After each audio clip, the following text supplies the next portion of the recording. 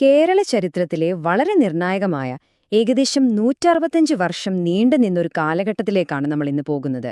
വാളും സുഗന്ധവ്യഞ്ജനങ്ങളുമായി വന്ന് കേരളത്തിന്റെ ഗതി തന്നെ മാറ്റിയെഴുതിയ പോർച്ചുഗീസുകാരുടെ കഥയാണിത്. നമുക്ക് ഈ കഥ തുടങ്ങാൻ ഒരു താക്കോല് വേണം, അല്ലേ? ആ താക്കോല് നമ്മുടെ എല്ലാം വീടുകളിലുണ്ട്. നമ്മൾ ദിവസവും ഉപയോഗിക്കുന്ന ഒരു സാധാരണ വാക്ക് അലമാര. ഈ ഒരു വാക്ക് എങ്ങനെയാണ് ഇത്രയും വലിയൊരു ചരിത്രത്തിന്റെ ഭാഗമാകുന്നതെന്ന് നമുക്ക് നോക്കാം. അപ്പോ പോർച്ചുഗീസുകാർ ഇവിടെ വരുന്നതിനു മുൻപ് എന്തായിരുന്നു കേരളത്തിന്റെ അവസ്ഥ? ഒന്ന് സങ്കൽപ്പിച്ചു നോക്കൂ. ലോകം മുഴുവൻ ആവശ്യപ്പെടുന്ന സുഗന്ധവ്യഞ്ജനങ്ങൾ കയറ്റിയേക്കുന്ന ഒരു സമ്പന്ന നാട്, തിരക്കേറിയ തുറമുഖങ്ങൾ. പക്ഷേ ഈ സമ്പത്തിന് നടുവിലും ഒരു പ്രശ്നമുണ്ടായിരുന്നു. ഇവിടുത്തെ നാട്ടുരാജ്യങ്ങൾ തമ്മിൽ എപ്പോഴും കലഹത്തിലായിരുന്നു. പ്രധാനമായും അന്ന് മലബാറിലെ രണ്ട് വലിയ ശക്തികളായിരുന്നു കോഴിക്കോടും കൊച്ചിയും. കോഴിക്കോട് സാമൂതിരിയുടെ കീഴിൽ വളരെ ശക്തമായി നിൽക്കുമ്പോൾ കൊച്ചിയിലെ രാജാവിന് സാമൂതിരിയുടെ ആധിപത്യത്തിൽ നിന്ന് പുറത്തുവരണമെന്നായിരുന്നു ആഗ്രഹം. ഈയൊരു ശത്രുതയാണ് പുറത്തുനിന്ന് വന്ന പോർച്ചുഗീസുകാർക്ക് ഇവിടെ വേരുറപ്പിക്കാൻ പറ്റിയൊരവസരം ഒരുക്കിക്കൊടുത്തത്. എന്തായിരുന്നു യൂറോപ്പിന് ഇത്രയധികം വേണ്ടിയിരുന്നത്? ഒരേ ഒരു കാര്യം, കുരുമുളക്. അന്നതിനെ വെറുതെ കുരുമുളകെന്നല്ല, മലബാറിന്റെ കറുത്ത പൊന്ന് എന്നാണ് വിളിച്ചിരുന്നത്.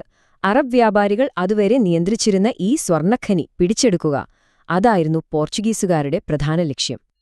അങ്ങനെ അധികാരത്തിനു വേണ്ടിയുള്ള വടംവലികൾ നടക്കുന്ന ഈയൊരു രാഷ്ട്രീയ സാഹചര്യത്തിലേക്കാണ് 1498-ൽ തോക്കുകളും പടകപ്പല്ലുകളുമായി വാസ്കോഡ ഗാമ വന്നിറങ്ങുന്നത്. അതോടെ കേരളത്തിന്റെ, എന്തിന് ലോകത്തിന്റെ തന്നെ ചരിത്രത്തിൽ ഒരു പുതിയ അധ്യായം തുറക്കുകയായിരുന്നു. ഒന്നാലോചിച്ചു നോക്കൂ, കൊടുങ്കാറ്റും പട്ടിണിയും രോഗങ്ങളും നിറഞ്ഞ 16 മാസമെടുത്ത ഒരു അതിസാഹസികമായ കടൽ യാത്ര. അതിന്റെ എല്ലാം ഒടുവിലാണ് വാസ്കോ ഡ ഗാമ കാപ്പാട് തീരത്തെത്തുന്നത്. അതൊരു സാധാരണ യാത്രയായിരുന്നില്ല. ചരിത്രത്തിൽ ആദ്യമായി യൂറോപ്പിനെയും ഏഷ്യയെയും ഒരു കടൽപാത വഴി നേരിട്ട് ബന്ധിപ്പിക്കുകയായിരുന്നു ആ യാത്ര. തുടക്കത്തിൽ സാമൂതിരി ഡാ ഗാമയെ സ്വാഗതം ചെയ്തെങ്കിലും ആ സൗഹൃദം അധികനാൾ നീണ്ടുനിന്നില്ല. ഡാ ഗാമ കൊണ്ടുവന്ന സമ്മാനങ്ങളൊന്നും സാമൂതിരിക്ക് അത്ര പിടിച്ചില്ല. പോരാത്തതിന് അതുവരെ വ്യാപാരം നിയന്ത്രിച്ചിരുന്ന അറബ് വ്യാപാരികൾ പുതിയ ഒരു എതിരാളിയെ സംശയത്തോടെയാണ് കണ്ടത്. അങ്ങനെ കാര്യങ്ങൾ പതിയെ വഷളായി. കോഴിക്കോട്ട് പണി പാളിയെന്ന് കണ്ടപ്പോൾ പോർച്ചുഗീസുകാർ പ്ലാൻ ബി എടുത്തു. അവർ നേരെ സാമൂതിരിയുടെ പ്രധാന ശത്രുവായ കൊച്ചി രാജാവിനെ സമീപിച്ചു. ആ നീക്കം ഒരു വൻ വിജയമായിരുന്നു. ശത്രുവിന്റെ ശത്രു മിത്രമെന്നാണല്ലോ. അതൊരു നിർണായക സഖ്യമായി മാറി. ഏഷ്യയിൽ പോർച്ചുഗീസുകാർക്ക് ആദ്യമായി ഒരു സുരക്ഷിത താവളം ലഭിച്ചു. കൊച്ചിയിൽ കാലുറപ്പിച്ചതോടെ കളി മാറി. പിന്നീട് വന്ന വൈസ്രോയിമാരുടെ ലക്ഷ്യം വെറും കച്ചവടം മാത്രമായിരുന്നില്ല, മറിച്ച് ഇന്ത്യൻ മഹാസമുദ്രത്തിൽ ഒരു പോർച്ചുഗീസ് സാമ്രാജ്യം തന്നെ കെട്ടിപ്പടുക്കുക എന്നതായിരുന്നു. ഇവിടെയാണ് രസകരമായൊരു കാര്യം. ആദ്യ വൈസ്രോയായ അൽമേഡ വിശ്വസിച്ചത് കടൽ ഭരിക്കുന്നവനാണ് രാജാവ് എന്നായിരുന്നു. അതായത് കരയിൽ അധികം ശ്രദ്ധിക്കേണ്ട, കടലിൽ ആധിപത്യം സ്ഥാപിച്ചാൽ മതി. എന്നാൽ പിന്നീട് വന്ന അൽബുക്കോർക്ക് ചിന്തിച്ചത് നേരെ തിരിച്ചായിരുന്നു. കരയിൽ കോട്ടകൾ കെട്ടി ഒരു സാമ്രാജ്യം സ്ഥാപിക്കണമെന്ന് അദ്ദേഹം തീരുമാനിച്ചു. ഇവരായിരുന്നു ആ കാലഘട്ടത്തിലെ പ്രധാന കളിക്കാർ. അൽമേഡ ഡിയു യുദ്ധത്തിലൂടെ കടലിൽ ആധിപത്യമുറപ്പിച്ചു. അൽബുക്കർക്കാവട്ടെ ഗോവ പിടിച്ചെടുത്ത് പോർച്ചുഗീസ് സാമ്രാജ്യത്തിന് ഇന്ത്യയിൽ ഒരു തലസ്ഥാനം തന്നെ നൽകി. ഓരോരുത്തരും ഓരോ തരത്തിലാണ് ആ സാമ്രാജ്യത്തിന് അടിത്തറ പാകിയത്. പക്ഷേ പോർച്ചുഗീസുകാർ വിചാരിച്ചതുപോലെ കാര്യങ്ങൾ അത്ര എളുപ്പമായിരുന്നില്ല. പതിറ്റാണ്ടുകളോളം നീണ്ട ഒരു ശക്തമായ ചെറുത്തുനിൽപ്പ് അവർക്ക് നേരിടേണ്ടി വന്നു. കോഴിക്കോടിന്റെ കടലിലെ സിംഹങ്ങൾ, അതായത് കുഞ്ഞാലി മരക്കാർമാർ, പോർച്ചുഗീസുകാരുടെ പീഡിസ്വപ്നമായി മാറി. ഇതൊരു വമ്പനും ചെറിയവനും തമ്മിലുള്ള പോരാട്ടം പോലെയായിരുന്നു. ഒരു വശത്ത് പീരങ്കികൾ ഘടിപ്പിച്ച കൂറ്റൻ പോർച്ചുഗീസ് പടക്കപ്പലുകൾ, മറുവശത്ത് മിന്നൽ വേഗത്തിൽ പാഞ്ഞുവന്നാക്രമിക്കുന്ന മരക്കാർമാരുടെ ചെറിയ പടവുകൾ.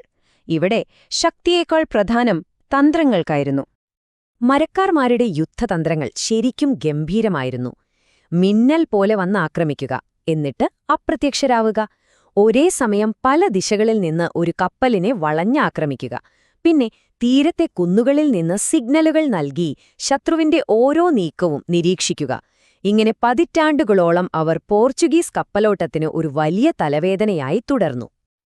അപ്പോ ഈ 1.5 നൂറ്റാണ്ടിൽ നടന്ന പ്രധാന സംഭവങ്ങൾ നമുക്കൊന്ന് വേഗത്തിൽ നോക്കാം. 1498-ൽ ഡഗാമയുടെ വരവോടെ തുടങ്ങി 1503-ൽ കൊച്ചിയിൽ ഏഷ്യയിലെ തന്നെ ആദ്യത്തെ യൂറോപ്യൻ കോട്ട പണിതു. 1571-ൽ സാമൂതിരി ചാലിയൻകോട്ട തിരിച്ചുപിടിച്ചത് പോർച്ചുഗീസുകാർക്ക് കിട്ടിയ വലിയൊരടിയായിരുന്നു. ഒടുവിൽ 1663-ൽ ഡച്ചുകാർ വന്ന് ഇവരെ കെട്ടുകെട്ടിച്ചതോടെയാണ് ഈ യുഗത്തിന് തിരശ്ശീല വീഴുന്നത്. പോർച്ചുഗീസുകാർ പോയെങ്കിലും അവരിവിടെ അവശേഷിപ്പിച്ചു പോയ സ്വാധീനം ഇന്നും നമുക്ക് ചുറ്റുമുണ്ട്. പലപ്പോഴും നമ്മൾ അറിയാതെ തന്നെ വിചിത്രവും സങ്കീർണവുമായ വഴികളിലാണ് ആ പാരമ്പര്യം ഇപ്പോഴും നിലനിൽക്കുന്നത്. അവരുടെ മതപരമായ ഇടപെടലുകൾ വളരെ ശക്തമായിരുന്നു.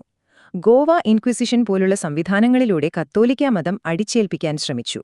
അതുപോലെ ഉദയംപേരൂർ സുന്നഹദോസിലൂടെ ഇവിടുത്തെ പുരാതന ക്രിസ്ത്യൻ സഭയെ റോമിന്റെ അധികാരത്തിൻ കീഴിൽ കൊണ്ടുവരാനും അവർ ശ്രമിച്ചു. പക്ഷേ ഈ കഥയ്ക്ക് വേറൊരു വശം കൂടിയുണ്ട്. ഈ ആക്രമണത്തിനൊപ്പം അവർ ചില നല്ല കാര്യങ്ങളും ഇങ്ങോട്ട് കൊണ്ടുവന്നു. നമ്മുടെ കശുവണ്ടി, പപ്പായ, കൈതച്ചക്ക, എന്തിന് നമ്മുടെ പറങ്കിമാങ്ങ വരെ.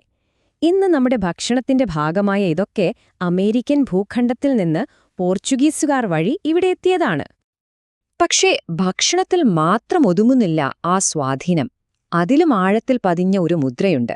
അത് നമുക്കൊരു സംഖ്യയിലൂടെ മനസ്സിലാക്കാം. 300-ലധികം. എന്താണ് ഈ 300? അതെ, നമ്മൾ ആദ്യം ചോദിച്ച ആ ചോദ്യത്തിന്റെ ഉത്തരം ഇതാണ്. ചാവി, മേശ, സവാള, പിന്നെ നമ്മുടെ അലമാര. ഇതുപോലെ 300-ലധികം പോർച്ചുഗീസ് വാക്കുകളാണ് ഇന്നും മലയാളത്തിൽ ഒരു മാറ്റവുമില്ലാതെ നമ്മൾ ഉപയോഗിക്കുന്നത്. ഭാഷയിൽ പോലും എത്രമാത്രം ആഴത്തിലുള്ള മാറ്റമാണ് ആ കാലഘട്ടം ഉണ്ടാക്കിയതെന്നതിന്റെ ഏറ്റവും വലിയ തെളിവാണിത്.